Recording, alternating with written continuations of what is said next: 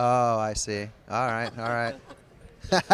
Well, hey, thanks for having me. Thanks to Quantum Listening. Um, I don't have anybody interviewing me today because Howard didn't want to do it, but it's okay. Still love you, Howard. Yeah, but it's so fun to get interviewed by you. That's the thing. So, a little background on myself. I'm Andrew Bermudez. I am the co-founder and CEO of a company called Digsy.ai. Prior to me starting this company, which I started 2.5 years ago, I was a commercial real estate broker. I was a senior vice president of a company called Lee and Associates, which you guys may be familiar with. My dirty secret was when I started in commercial real estate in '99, I was a self-taught programmer. And then I saw how things were done, and then I built my own technology to do my work for me. So within about just a quick short years, I became vice president, and a year and a half later, senior vice president of the company. And then I had a team built around me, and we used technology to do most of our work, and then we can focus on just talking to people on the phone, closing deals, touring buildings, and marketing properties. In 2012, I was doing really, really well, but I got talked into going out and starting my own company in the technology space because we had one of my coworkers not my coworker, but one of the guys who was working with me in building the technology outside of Lee and Associates really pushed me to, and learned a lot, a lot different running a tech company, building technology, especially for brokers. But I think being a former broker myself has helped. So in a nutshell, not only do I have the brokerage, sales and leasing, listing, and tenant rep and buyer rep experience, but also the technology side. And in a nutshell, to make it very simple, what we do is we solve this problem. The hardest thing for any broker or anybody in real estate in general or any sales role is developing that first customer. Any new customer takes a lot of rocket fuel, a lot of time, energy, and money to attract that one person. There's also other problems. For example, is a lot of it is captured via networking or outbound, and it takes hundreds and hundreds and hundreds of calls to be able to generate a potential deal, a lot of networking, a lot of being in front of the market. So what we also do is we provide software, and I haven't told you this about David, but I think you'll like it. We also provide inbound lead generation software that helps you find tenant and buyer requirements in your market that you can represent. So essentially what we do is we make it very easy for you to capture new customers and continue to engage existing customers in about 85% less time. So I'm going to tell you how we do that. So the way that we have to think about finding customers is similar to finding a needle in a haystack, right? What's the fastest way to find a needle in the haystack? Anybody know what that is? Burn down the haystack. But see, I've told you that before. You haven't. You heard it from somebody, from a very smart person, because I learned it years ago. I know most people will say a magnet, a magnifying glass, but really it's just burn the haystack, come back. Even with a magnet, you'd have to tear the haystack apart bit by bit until the magnet is strong enough to attract them. But you can burn it, come back, and find out. So there's actually really simple tricks if you know how to put the different technologies and how to use it together. The problem, it takes time, and you have to integrate a lot of different information. When you're trying to find a customer, what you're trying to do is, it's like staring at a crowd. Imagine that you're the rock star in a concert, and you're staring at a crowd, and you're trying to find Waldo, right? How do you find Waldo or Waldos quickly to be able to generate revenue? That's the key. So if you come up with ideas of what am I trying to achieve, I'm trying to find the shortest distance between 2 points, between me and getting a customer and getting a deal. So you start thinking of that. When you do it in a straight line, you have the most efficient return on investment. That means you've expended less money, less time, less energy in trying to generate that customer. So how do you do that? Well, most of the time we're taught in commercial real estate, you got to come in and cold call. You have to come in, and they rarely say network, but people try to encourage networking, but you never see that. You always want to have as many fishing lines in the water, right? Trying to catch fish, and you kind of want those fishing lines to be working for you. That's why networking works so well, right? The problem with networking is it's a necessary thing that you have to do, and it's not even an evil. It's a great thing because you get to make fun, you get to make friends and enjoy time with, like, let's say your accountant or accountants or commercial real estate bankers who do loans. You get to, your title person, other people, let's say an organization like a CEO roundtable.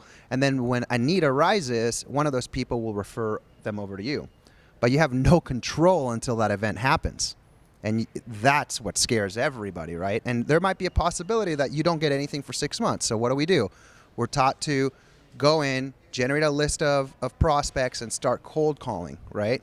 And cold calling is essential. But it takes a lot of time. Generating the list takes a long time. Being able to make a phone call, you got to pick up the phone, you got to do that, you got to document it in a CRM or a spreadsheet. You have to create a calendar, follow up. That takes multiple clicks, and then follow up, and then remember to check that. So what that ends up doing, and you end up actually spending more time doing data entry and admin work than you actually do trying to reach out to people. So taking those things into consideration, one, it takes a lot of energy and time because you got to spend time with people, and follow up with your network to be able to do that, but you should do it. And then at the same time, you want to make cold calling as efficient as possible. So average, what they call an appointment rate, is 2%. That means that if you make 100 calls, you might get 1 to 2 appointments of somebody who may be interested in your product or service. But it extends even more if you're doing 10 and rep, because what's the likelihood that you're calling somebody whose lease expires? We all know that lease expirations are hard to get, and a lot of times when we find them, unless they're your own comp, it's most likely a bogus lease expiration. That's the biggest complaint that people find. So there you run that risk. So there's no way to turn off the lights and just throw a spotlight on Waldo to try to find that customer. But there are things that you can do. And the things that you can do is, what are we trying to achieve? If you think about, and you turn the problem upside down, what are we trying to achieve by making cold calls? What are we trying to achieve by networking with people? What are we trying to achieve through marketing? All we're trying to achieve is somebody to just jump out of the crowd and say, hey, I'm interested, I'm Waldo right here, right? So we have been so conditioned in saying we have to go out there and hit the pavement and canvas, which you should do, but in moderation, just like alcohol. It's in moderation. You have to be, okay, what's the shortest distance between 2 points, between me and getting that client? Should I spend all day canvassing all these business parks for, let's say, listings or potential tenants or buyers to represent? Or should I do something different that I can do once or keep on doing, and these people will reach out to me, right? So can you create outbound marketing results? There are very simple tricks behind this as long as you have very simple technology. Unfortunately, people in real estate like doing real estate. They don't like learning new software. You just don't have the time for it. Some people do. But, it's a tool at the end of the day. Bless you. So I'm rambling on that because let me ask you a question. People go cold calling in person, let's say, and they go, do you need space? Do you need space? Do you need space? Do you need space? Do you need space? Your opportunity cost is so high because if you are jumping from office to office, it's between you walking in there, going to the next office, grabbing a business card.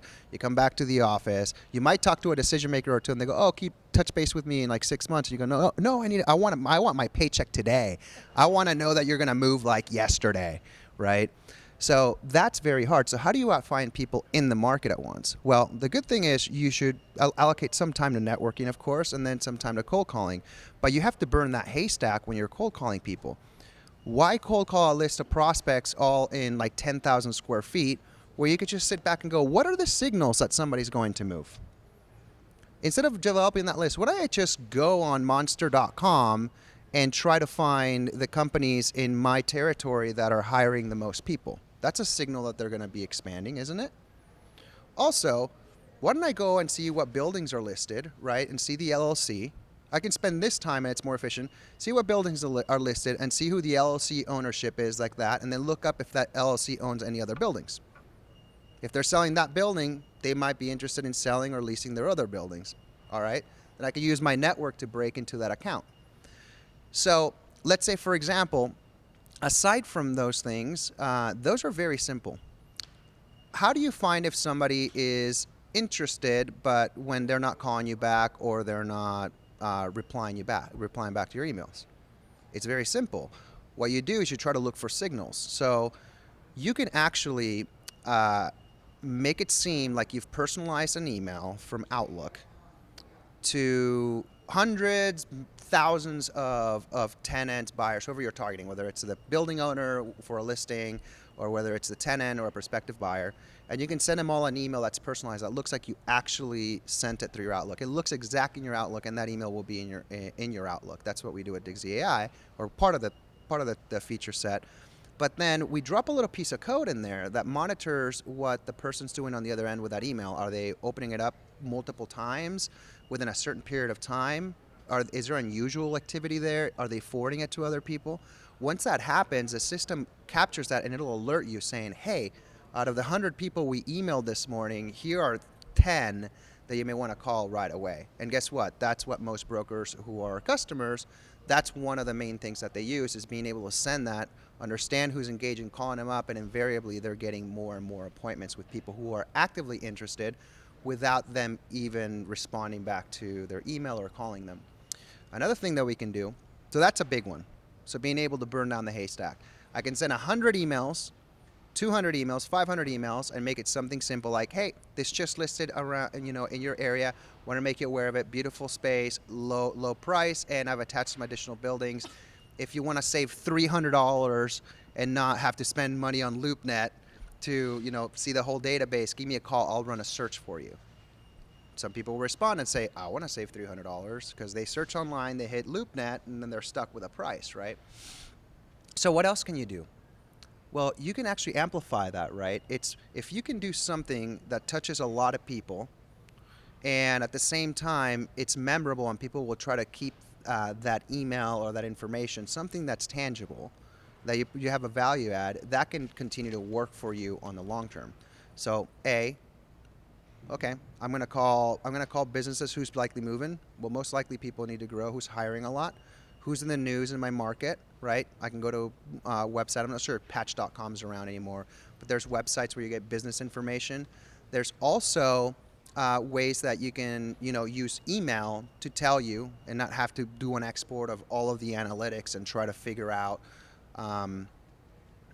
what this information means. Who should I contact? The person who opened it 3 times, the person who opened it 7 times, the person who clicked and opened, or the person who opened it twice, but within a couple hours span. So the system will tell you this.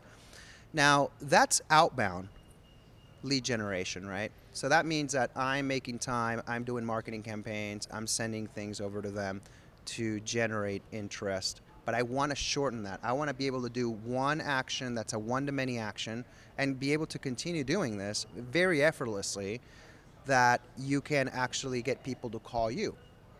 Now, what else can you do? So that's outbound. Well, what about inbound? Right? So we have the best saying ever when it comes to fishing is you go where the fish are, right? So I think we tend to forget that, and it becomes a little blurry to know where the fish are in commercial real estate and in sales in general. So when people are looking for commercial real estate, where are they going? They're going to the internet, right? So how do you make sure that you get contacted when people are searching on the internet, right? Well, that one's a tough one. So first of all, you have to make sure that you hire SEO consultants, or if you have an internal SEO team, great. You have to do a bunch of content marketing and make sure you get on the first page of Google. But what if, instead of doing that, you had a software platform that allowed you to get on the first page of Google through its marketplace? And what it also did is, as people are browsing your listings, the system's asking them for what they're looking for. Let us help you do that. And it'll basically capture those requirements, and they'll tell you, I need 5,000, 10,000 square feet of X. I need it for this type of use. Here's my budget. Here's my credit. And then somebody calls. Once that's posted, that requirement, that buyer or tenant need, can be automatically directed after it's qualified. It can qualify it as well. It can be automatically directed as a qualified lead to anybody in your team that you designate that can do that. So some listing brokers have a lot of listings, but they just don't want to do tenant work, for example. But If they don't want to do tenant work, the likelihood they're going to take the time to walk that deal over to somebody else in their office is very minimal because they get hundreds. I mean, when they walk into the office, these listing brokers have red lights blinking all the time. Pure voicemail, inbox is full. It's just not, a machine has to do this job. But if you capture a requirement and you have a team that you've designated, it might be all brokers or a subset of your brokers. You'll have younger, newer brokers who will work on small deals. You have more experienced brokers who will work on the larger deals. You have brokers who will work office but not retail. And you have retail brokers who will do office and different combinations. And what this can do is basically put you on the first page of Google and allow you, as people are browsing, to capture what they're looking for. And then it'll pre-qualify them. It'll get people that say, I need 10,000 feet for $500 a month. Never going to happen. So it'll actually get it out of the way. Then somebody will call, usually from our team, verify that the information is correct, qualify, make sure that they have their financials and all of that, and then it'll route it back to electronically ping all the brokers in the office, saying, hey, we've got a deal. And it'll be to the right person who handles that kind of stuff. So those are kind of the things. And you don't have to use us to do a lot of this stuff. Just if you have a great presence on Google, get your developer to build something. It might cost a lot of money to do it, but you could own that relationship. So you can actually go in and go on your website and put some sort of prompt in a form to try to capture requirements. And then the only thing is you might get a lot of them. But you want to put parameters or have your developer do something to be able to capture it. But you always want to go to a website where you have the most traction. Another neat hack is, let's say if you're marketing properties on LoopNet, if you have listings on LoopNet, why don't you just create a great landing page in a form that when you put a link to the brochure on LoopNet, usually some people will do that, and then you say, hey, in that landing page or add another link, if this doesn't work, let me know what works, click this link. And you can do that in the description, and you can have your own form that will try to capture requirements. It won't work as good as if it was already baked into the marketplace experience, and you have to have command on being the first pages of Google. But it's a great thing to drive inbound traffic, because not all of the inbound traffic, a good chunk of it is going to be unqualified. But if you can have a machine do the disqualification for you and let you jump on the phone, and maybe you have internal qualifiers who do that. Maybe it's a newer broker that you're training, and their job is to learn how to qualify. You can have a quick little form that they go through to kind of learn how to qualify tenants or buyers, and then once it's qualified, then they can pass it on to you. But you can't do it at scale. So we built this technology mainly initially, and David, you were part of it, the first version of the first product of Digsy. Now what we've done is basically we help tenants who are requesting tenant rep or buyer rep help. They tell us what they need, we verify the lead, and we send it back to a network of brokers. We've turned that into more of a product for customers where brokerages can use it to capture their own requirements and still have a place on the first pages of Google, and those will get routed to electronically to all of the people in their office, and they'll be able to have a dashboard and see where everybody's at. So instead of anything else, it allows listing brokers without having to lift a finger, and it allows tenant rep brokers to capture requirements online of people asking for help. But it allows that listing broker to, since they don't have the time to route it to somebody else who can work it, it allows it to do it electronically and help you capture more revenue that you're not tapping into, that you're already generating today. So those are some things that I want to share. Is the main point I want to drive is there's always a trick to everything, and is how can I get to my destination in a straight line? Because it takes too long when you start veering off that short distance. And it's mainly, before doing anything else, you really have to think, okay, if I'm going to call anybody, who should I call? Should I call tech companies because they're growing, or should I call mortgage companies in 2008? You don't call mortgage companies in 2008. They're going out of business, right?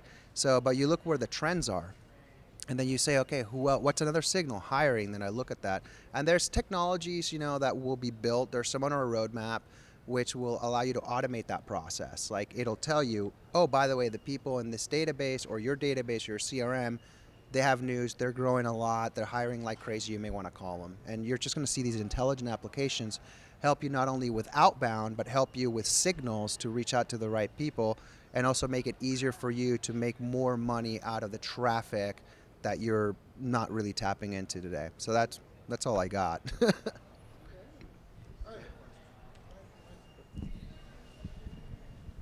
All right. You actually have two products, do you not? Yeah.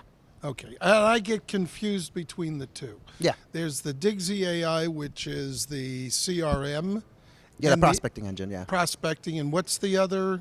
The other one, we don't have an official name for it. The way that this is a new product. Basically, we took an earlier edition of a marketplace we were running, and we turned it into a product for brokerages or anybody or landlords that want to drive in and mine their own data to generate more, fill more vacancies or represent more tenants, represent more buyers. So we don't call it anything. It's just an add-on to Digsy AI that serves as a different platform.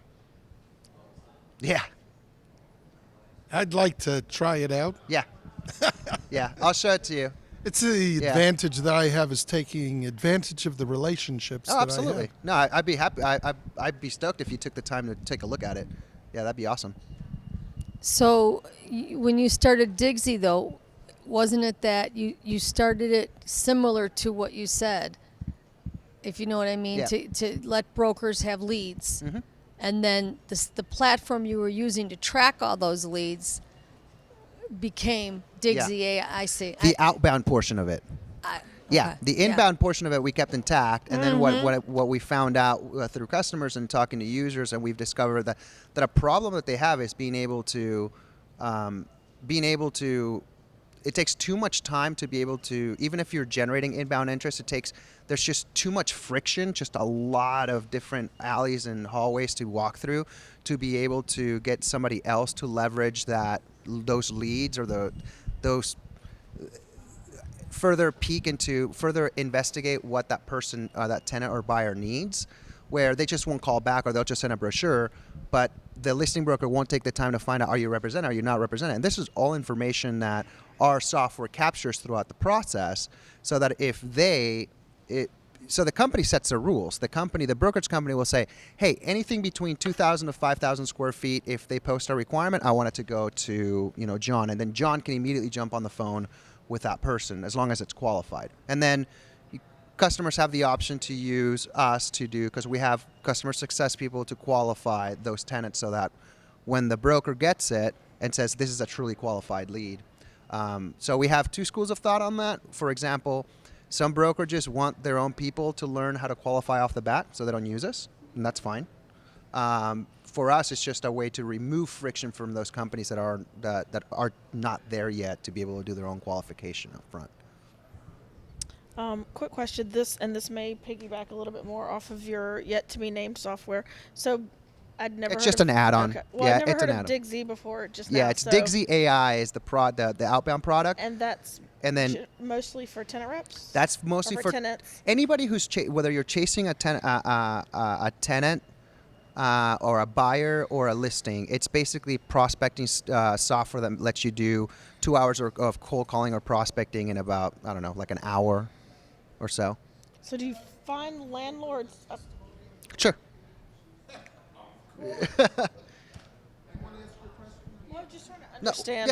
Why don't we go with your question? Landlords, so I kind of was just trying to understand like how it could fit into our model, because we have we have a portfolio of probably about 20 million feet. So that's great. And not very many brokers. Yeah. So, obviously we don't. Some things we outsource, but a lot of our property. Do you guys own the properties and are in-house leasing, right? Yes. Got it. Yeah. Mm-hmm. So, I think certain properties we qualify differently, obviously, than other properties. Mm-hmm. So I was just kind of listening to your, about your technology and seeing. We use the big fish. We use CoStar and have a lot of brokerage relationships, and that's kind of a lot of our prospecting comes from that direction. But there's always, I'm always trying to be aware of what's out there that could help that process. Let me ask you a question. When what is the ideal solution? Is it finding a tenant or finding somebody who will sell you their buildings, or what's the ideal prospecting? I would say on the retail side it'd be finding tenants. Qualified tenants. Got it. So we've had a lot of interest actually from companies that have in-house leasing. And what it can do for them, you probably wouldn't use the outbound prospecting tool because you're not actively trying to seek. You would use the inbound. So what we would do is you would basically continue using CoStar, continue using LoopNet, all that. This is just an alternative source to get that. We get your listings in there, and as people are browsing the listings, what we do is we capture what they're looking for, their requirements, and then we're qualifying those, or your team can qualify those. So does your software live on our website, or does it live in some bridge between someone finding the listing on CoStar and then going to our website? It doesn't have to live on your website unless you want it to live on your website. If you've already got listings being fed in there through some other thing, you don't have to. Independent of where we live, we use our marketplace destination, which ranks high on Google, to attract those people looking to browse listings free of charge. And in that process, we ask them, hey, tell us what you're looking for. We might be able to help, right? And essentially, it's, let's say if you're the customer, it would say, Selig, hey, we're here, let us know what you're looking for. We might have a property for you, and then it starts capturing requirements. So and it's just a matter of, let's say I have something at 123 Peachtree.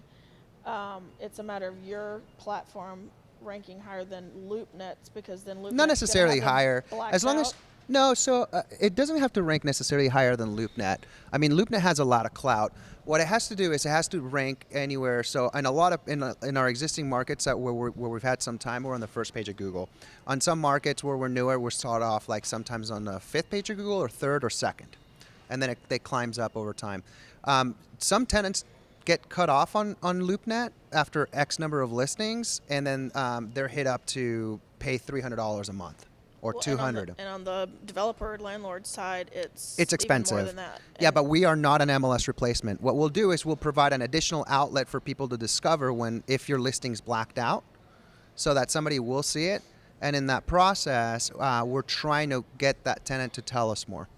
So they'll tell us, hey, or some tenants will actually just find us like, I want representation. Some people will actually just search for commercial real estate broker or agent or tenant representation, and they'll land on a landing page and tell us what they're looking for in what areas.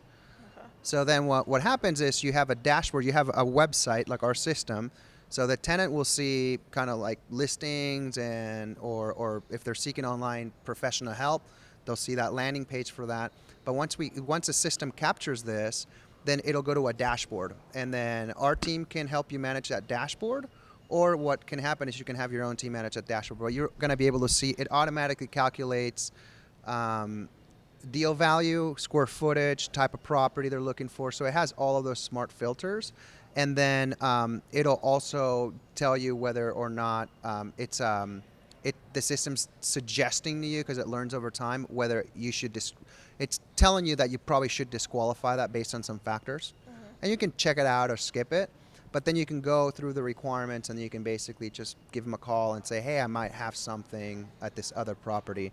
The system also, if the customers opt in, brokers that are using our system working on different requirements in that market, they'll expose what they're working on, and those will surface to you. You can actually go and look, okay, let's say I have a 5,000 square foot pad, right, that I'm trying to lease out. I will go ahead and look for that right now. I'll give them a call, find it, and give them a call. I'm not going to ask a question. Do we have another, Terry, aren't you speaking? Yep. Yeah, I was just cutting Cool. him off. Okay. Cool. We'll Thank you, follow Andrew. up. That was great. Hey, thank you.